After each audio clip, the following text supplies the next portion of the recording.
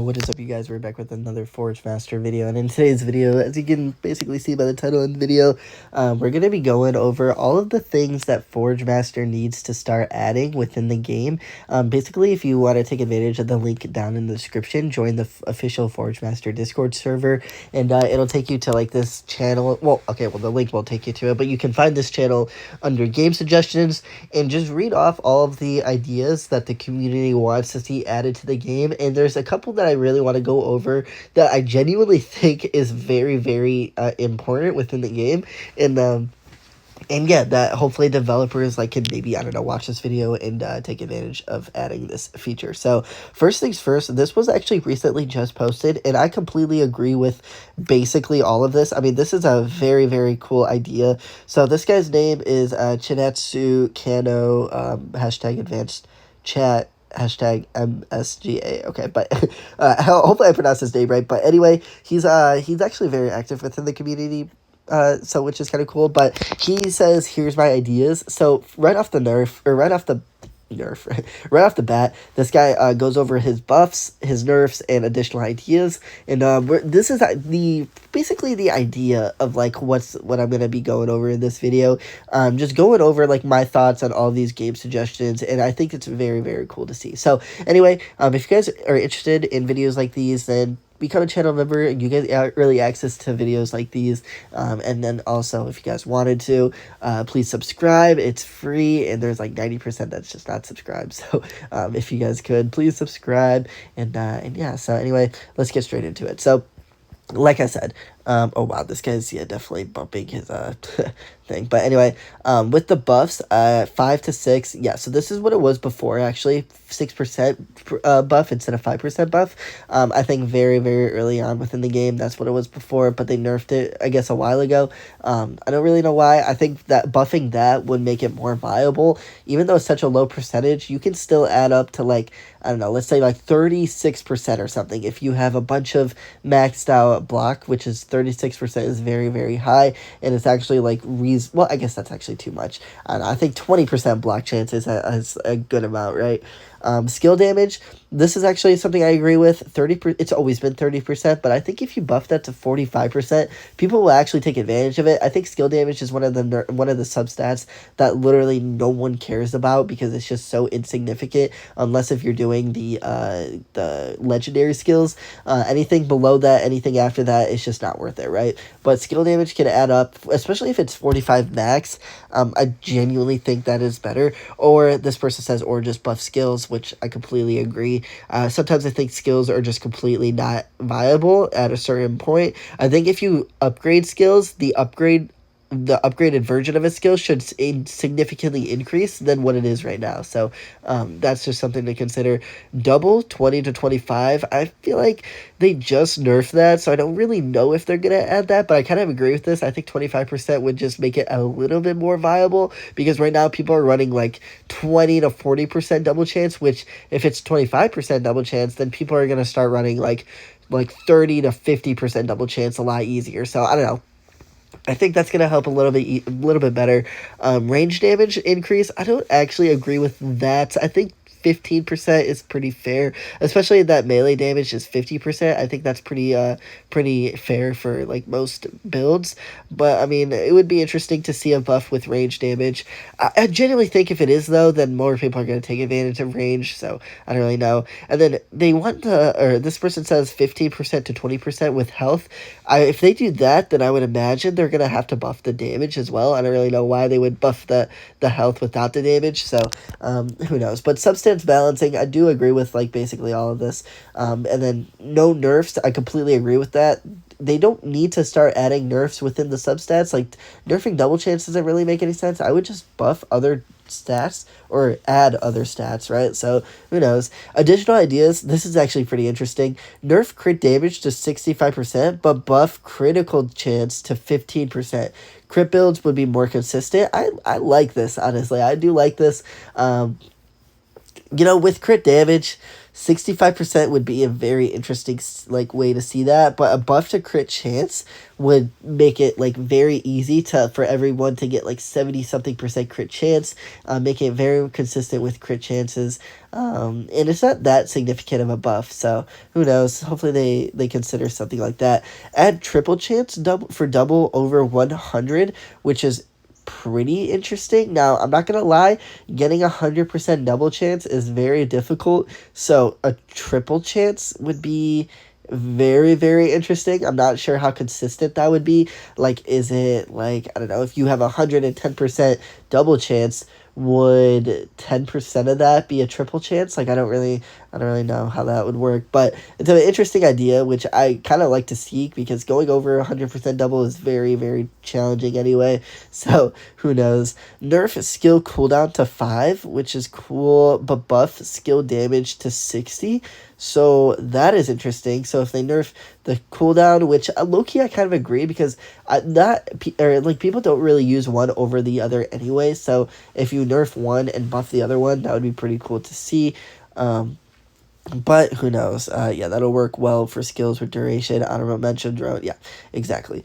Add damage reduction stats. Yeah, I know Black does that, but it would still be cool. So, like, let's say, like, resistance is a substat, right? So, like, with 20% resistance, you'll just take 20% less damage instead of blocking that damage. So that's kind of cool. Yeah, this would make much more builds actually possible to use without nerfing yourself. Also, after the double chance incident, I think players would love some buffs. I completely agree with a lot of this, and shout out to you guys. It's a very recent post as well. It's very active with the chats and stuff. So change war matchmaking. I wanted to talk about this too. It's also pretty active. Like 97 comments is kind of insane. We're definitely not going to get through all of this, but like I said, you guys can read some of this and disagree or agree. It really is what it is. So at the moment, most clans limit points to make future wars easy, right? So what does that mean, right?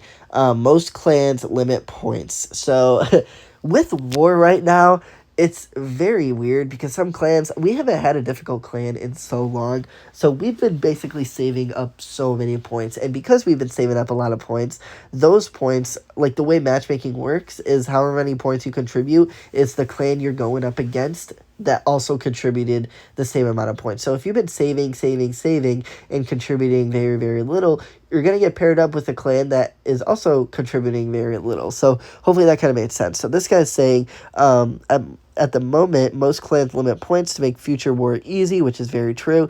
Just change it to always random among tiers. Now that there's two higher tiers, it will be much more fair than previously with S tier being crowded. Thank you for listening. So this is an interesting take. I kind of like this, but I also would like to see, like, well, first of all, not amongst, or yeah, random among tiers, right? So, like, among the same tiers is what I'm assuming they're saying. So, tier SSS would go randomly against tier SSS, right? Honestly, I would like to see overall power. Like for example, I do genuinely think a clan that has 200 billion is more fair to go up a clan that has, I guess 200 to 300 billion is more fair to go up against a clan that also has 200 to 300 billion.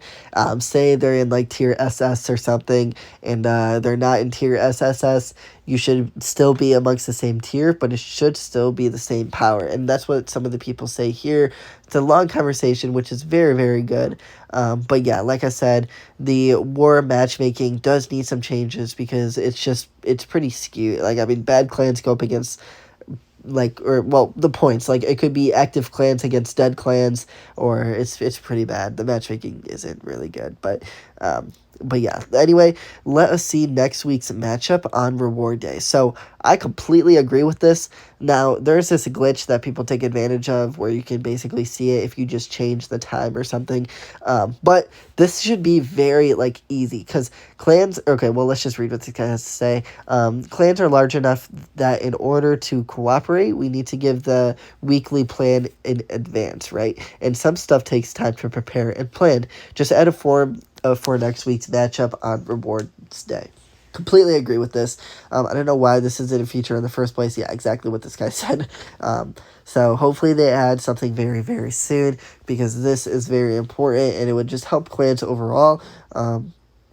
This guy says free to play method to earn gems. Completely agree. Completely agree. This one's a little bit for war, which maybe it should be something for like personal rewards. I don't really see like uh, I don't know. Maybe. But 5 gems for daily login, I feel like that would be pretty cool. But yeah, this just it's unlikely for that to happen because free to play players.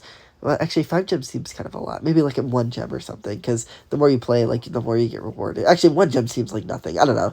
Hopefully, they add something soon. But yeah, let's take a look at another one. Oh yeah, this one was really cool. So a memory game. We'll probably end off with this one, and you guys can read the rest of them. But free to play memories event idea. 100% agree with this. This guy, so his name is Fabian69. Oh, I didn't read the other guy's names. Whoops. Anyway, Fabian69, he says, memory game. A daily event where players test their memory skills by matching pairs of cards. Simple, fun, rewarding, and designed to encourage daily logins. That is a very good way to put it because developers should add games like this within Forge Master. Now, it needs to somehow fit within the theme, but I genuinely think they can do that. Like they can add like the skins from stepping stones as like a memory thing. So more players are active within the game. They can talk about it within the world chat. They can make videos on it and promote it. Hint, hint, wink, wink. But anyway, daily attempts. Every player receives 1 try, which I agree, right? Tries do not stack, which I also agree. Skipping a day does not give extra tries. Yep, makes perfect sense. And then maximum tries always remain 1. So you can't do more than 1. You can't do... it's kind of like the Wordle of the day. You know what I mean? Doing the Wordle, if you get it right, you get it. If you don't get it, you don't get it, right? Like, it's every day. You can do it tomorrow. Like, it's not a big deal, right? It's just fun. So I agree with this. Gameplay, basic concepts, match identical card pairs, reveal hidden cards, and clear all pairs to advance. So basically, if you played any memory game, this is just the idea, and I feel like it's such an easy feature to add because it's been around for years, like such games like these, so it's pretty cool. And then stage 1 starts with 6 cards, 3 matching pairs, yep, and then you basically progress through them. After clearing all pairs, it resets, next stage begins, more cards appear, yep, completely agree. This is kind of how it starts, stage cards, pairs, and it just gets significantly harder and harder and harder. So, completely agree with this. I would imagine they would have to set up some timer because there's some easy ways to exploit this, but hopefully they add it to make it fair for everyone, and there's not a lot of exploits to take advantage of. So each stage becomes harder, more cards, more combinations, higher memory difficulty, and fewer safe mistakes. Failure system, wrong pick limit, 20 wrong picks, which is kind of cool. Every failed match equals 1 wrong pick. At 2020, run ends immediately. Player must wait until next day. So 20 wrongs is kind of a lot. I would low-key just suggest 5 because you shouldn't be rewarded for 20 mistakes. That just seems like a lot. So I don't know.